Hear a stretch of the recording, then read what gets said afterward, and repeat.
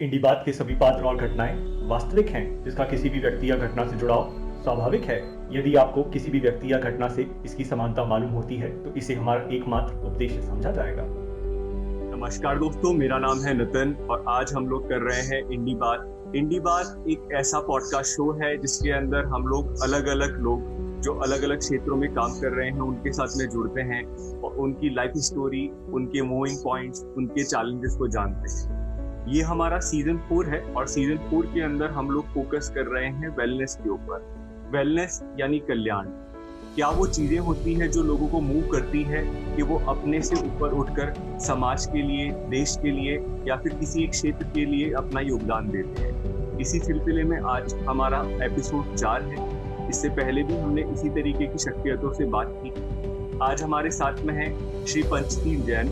पंचशील जी बाल संबल नाम की एक संस्था है, उसके फाउंडर हैं। ये संस्था लगभग पिछले 16 सालों से बच्चों के लिए, उनके अपलिफ्टमेंट के लिए बहुत काम कर रही है। तो आइए श्री पंचशील जैन जी से सुनते हैं कि क्या वो चीज़ें हैं जिन्होंने उनको मूव किया फिलैंथ्रोपी के अंदर, क्या उनकी स्टोरी है और क्या इम्पैक्ट बाल संबल कल्याण के क्षेत्र में कर पा रहा है। श्री पंचशील जैन, नमस्कार। देखिए, हमने सब समय ये सोचा है कि हमको लाइन से हट के काम करना चाहिए। जिस लाइन पे सब चल रहे हैं, जिंदगी हम उसी लाइन पे नए चला के कुछ चैलेंज हम लें और उनको हम पूरा करें। एक लाइन में अगर हम लोग पंचशील जी की लाइफ का पर्पस डिफाइन करें तो ये होगा कि take challenges and do innovation. मेरा इसी क्रम में आपसे एक दूसरा सवाल रहेगा कि अपने काम के साथ में एक एनजीओ को स्टार्ट करना और उसको भी पूरे फुल टाइम जॉब की तरह ट्रीट करना, तो लगभग पिछले 50 साल के अंदर आप आज अपने आप को कहाँ देखते हैं? देखिए, मेरी लाइफ स्टार्ट होती है मेरे गांव सदार शहर से और मेरे पिताजी फ्रीडम फाइटर रहे और उन्होंने जीवन में बहुत सारे काम किए। निश्चित रूप से उन्होंने कभी व्यापार नहीं किया, तो आप समझ सकते हैं कि आर्थिक परेशानियां हम थी, तो हमारा ये बचपन वैसे स्ट्रगल में निकला जी। और एक घटना आपको छोटी सी सुनाता हूँ जिसका जीवन पे काफी इम्पैक्ट रहा। उन्होंने एक स्कूल बनाई जो आर्थिक रूप से पिछड़े लोगों के लिए, खासकर जो दलित वर्ग है उनके लिए एक स्कूल बनाई थी, पापा सेवा सदन। और वो शहर से थोड़ी सी बाहर थी और वहाँ पे जो मिट्टी के धोरे वगैरह जो रहते हैं, बालू मिट्टी में वो गार्डन बनाया, एक पौधे लगाए, तो काफी तेज हवा चलती है वहाँ, आंधियाँ चलती है। तो पिताजी ने बागवान को बुलाया और उनको बागवान को बोला कि बागवान जी, इसमें एक एक छड़ी लगा दीजिए, पौधे नहीं तो उखड़ जाए। बागवान ने जो बात कही, उन्होंने कहा नहीं बाबूजी, आप अगर उनके छड़ी लगा देंगे तो इनकी जड़ें कमजोर रह जाएगी और इनके हवा के जितने थपेड़े लगेंगे उनकी जड़ें उतनी मजबूत होगी, तो आप इनके छड़ी मत लगाइए। पिताजी ने इस बात को बहुत सीरियस लिया।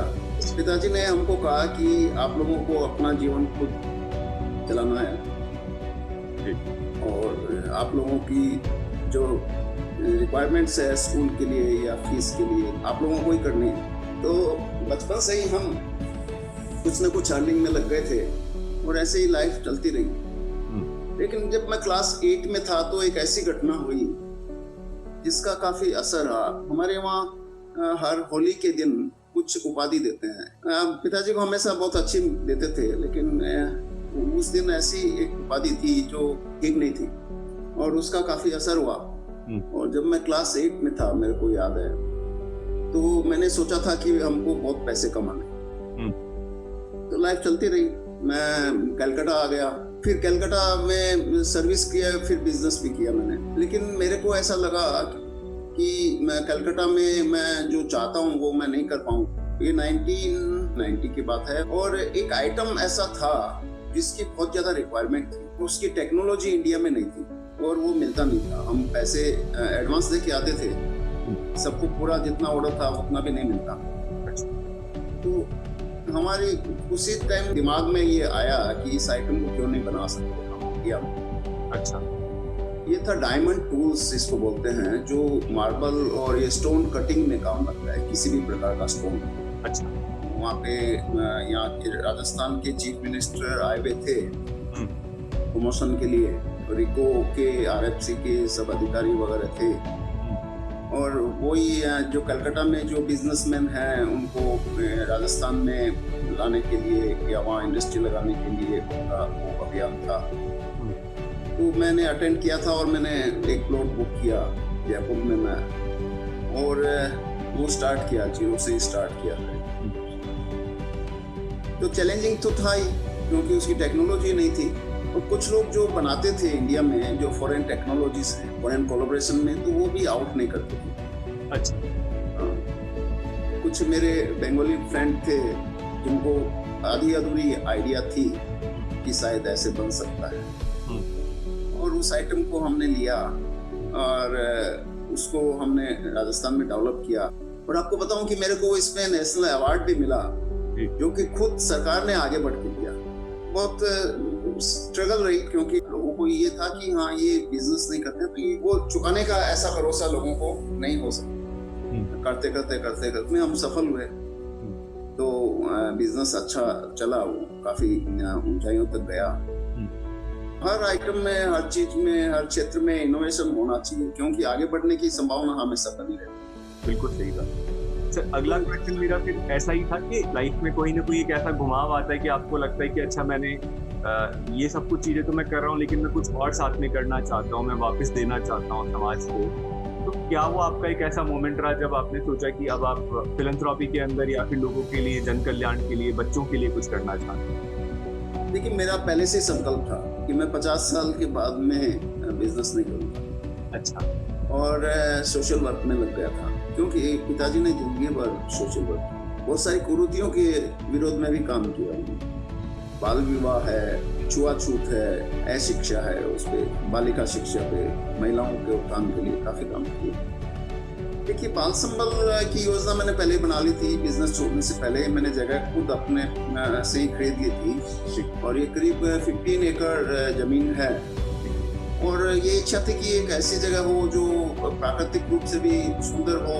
मैं कच्ची बस्तियों में हम लोग जुड़े हुए रहे हैं, और मैंने देखा है कि बच्चे जो रैप पिकर्स होते हैं, जो ये जो प्लास्टिक कचरे से निकाल के इकट्ठा करते हैं, तो उन बच्चों को मैंने देखा कि वो सवेरे जल्दी उठते हैं 4-5 बजे, और पहले वहाँ से वो सारे कचरा वहाँ बीनते हैं, 2-3 घंटा वो काम करते हैं, और फिर वो हमारे क्लास में आके पढ़ते भी थे। क्या बात। और उनकी इच्छा रहती थी कि हम पढ़े। तो मैंने ये देखा कि टैलेंट भगवान हर बच्चे में देता है। ये कच्ची बस्ती में जितने बच्चे हैं उनमें भी टैलेंट है। आदिवासी बच्चे हमारे बाल संबल में, उनमें भी बहुत टैलेंट है। बस उनको अपने टैलेंट को निखारने के लिए प्लेटफॉर्म चाहिए। अगर हम कोशिश करें तो बच्चे काफी आगे बढ़ना चाहते हैं। हम कई कच्ची बस्तियों में बच्चों को भी पढ़ा रहे हैं बाल संबल के अलावा, और बच्चे काफी अच्छे हैं, काफी आगे निकल रहे हैं। अभी से कितने बच्चे हैं जहाँ पे जो फुल टाइम अपन मतलब अपने इस फैसिलिटी के अंदर हैं? बाल संबल में जो बच्चे हैं वो वहीं रहते हैं, और जो बच्चे जो निराश्रित होते हैं, जिनके पेरेंट्स नहीं होते या बहुत ज्यादा गरीब होते हैं या कुछ सिंगल पेरेंट वाले हैं, तो वो बच्चे वहीं रहते हैं।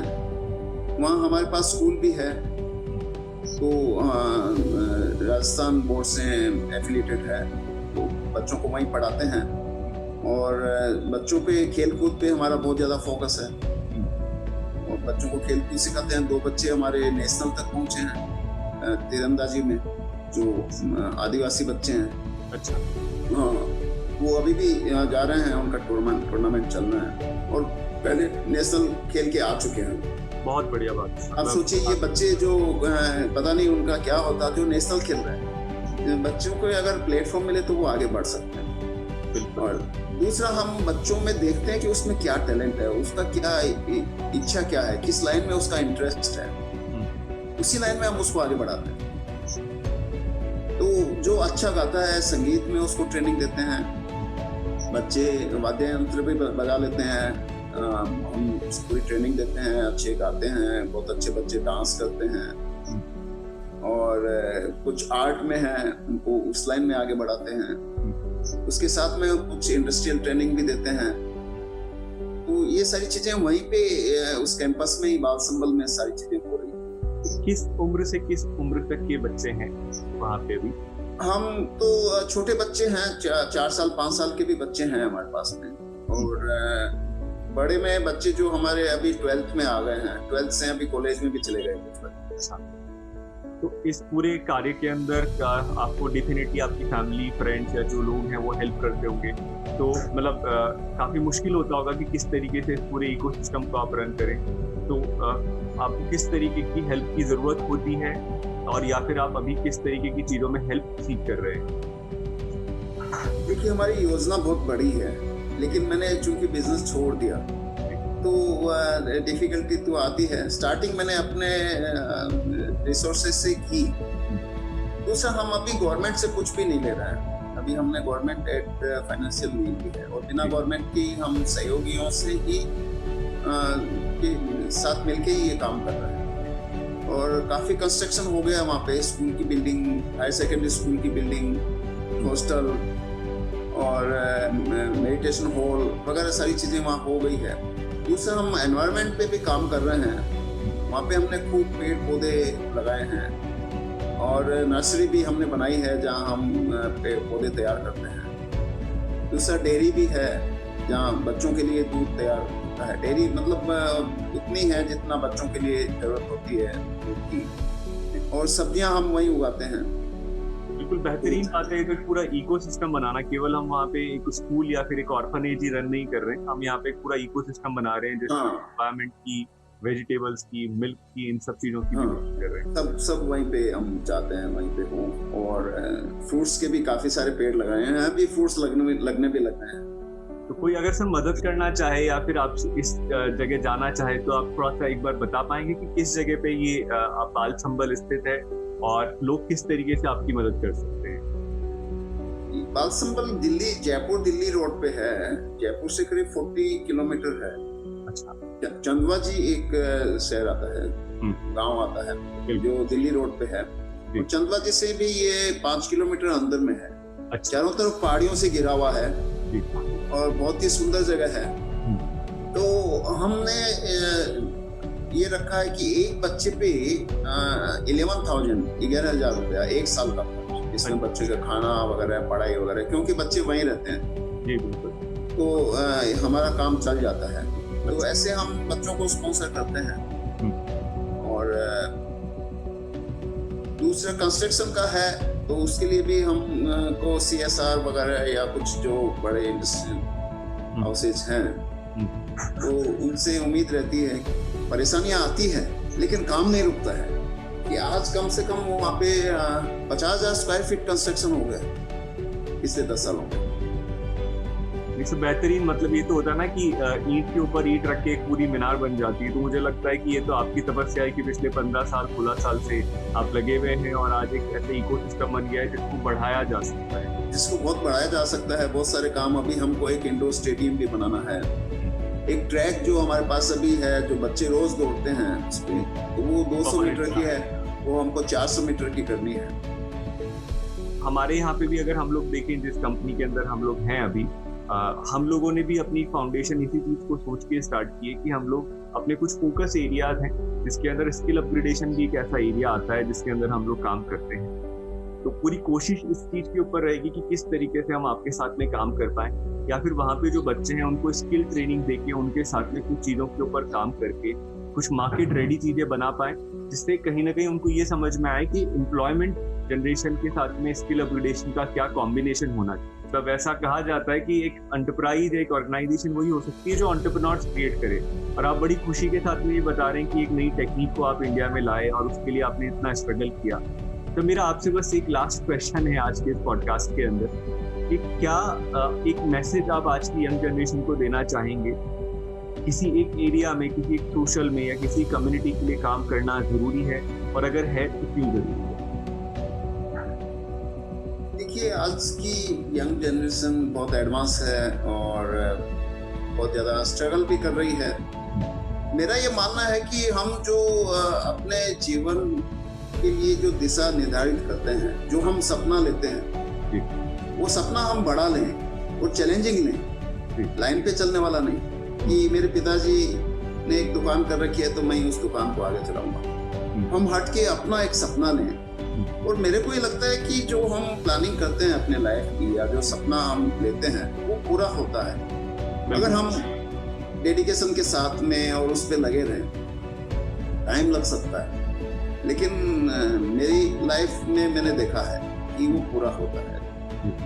और बड़ा सपना लेना चाहिए, जैसा कलाम साहब ने कहा कि हम सपने बड़े लें और सपने जो हम जगह पे लें। ऐसा नहीं है कि रात में जो सपने आते हैं वो सपने नहीं होते हैं।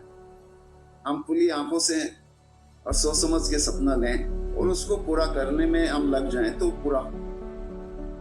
बिल्कुल सर, मुझे लगता है कि आपका मैसेज बहुत साउंड है, बहुत क्लियर है और आपकी लाइफ की जर्नी अपने आप में एक इंस्पिरेशन है कि चाहे वो बिजनेस रहा हो, चाहे वो एक एनजीओ रहा हो, दोनों क्षेत्रों के अंदर कैसे आपने कुछ नया सोचा, कुछ चेंज आप लेके आए और अब जो चीज़ें हैं उसको कैसे आगे बढ़ाया जाए। मुझे लगता है कि ये आपका एक सबसे बड़ा दायित्व है और हम जैसे लोगों का जो भी अपने बिजनेस रन कर रहे हैं या फिर हम लोग अपने इनिशियल स्टेज पे हैं करियर के अंदर, हमें इन चीज़ों को समझना चाहिए और जिस तरीके से जिस यथासंभव हम मदद कर पाए हमें करनी चाहिए। और मैं उम्मीद करता हूँ कि आज का ये पॉडकास्ट जिसका टॉपिक ही कल्याण है, जिसका टॉपिक ही वेलनेस है, पंचशील जैन जी की स्टोरी को सुनकर काफ़ी लोगों को इंस्पायर करेगा। और जो भी लोग बाल संबल के साथ जुड़ना चाहें और इस पूरे क्षेत्र में इनको मदद करना चाहें, हम उससे रिलेटेड सारी डिटेल्स को हमारे पॉडकास्ट के साथ में शेयर करेंगे। आपका बहुत बहुत धन्यवाद सर, हमारी तरफ से साधुवाद, धन्यवाद और आप ऐसे ही आगे बढ़ें और सब लोगों को आगे इंस्पायर करें। आपका बहुत बहुत धन्यवाद। तो ये थी आज की बात। जल्द ही मिलेंगे एक नए किरदार के साथ। अगर आप भी चाहते हैं करना अपने मन की बात तो जुड़िए हमारे साथ www.indibaat.com।